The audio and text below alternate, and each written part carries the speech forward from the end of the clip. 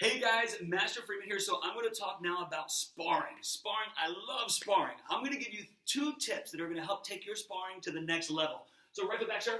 All right, so the first thing we're going to talk about is distance control. So at our studio, we talk a lot about distance control because it's super important in making sure that you know how to react and what counter techniques to use.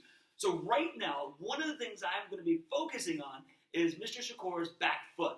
Now, there are 3 ways he can try to get close enough to hit me at this distance. The first way he might try to do it is he might lift his front leg up and do a lunge kick, where he lunges in to round kick me in the belly.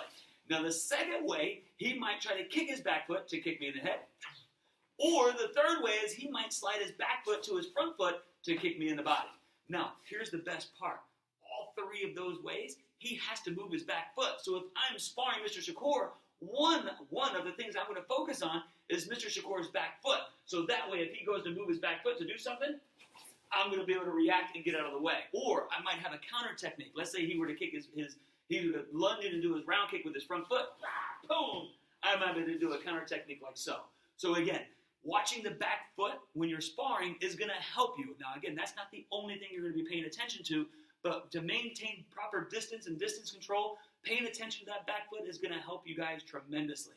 All right, so now we're going to go on to tip number 2. Tip number 2, one of the most common things that I see when we go to competitions, and of course here at our studio, is the most common kick thrown is a number 2 round kick or a back leg round kick.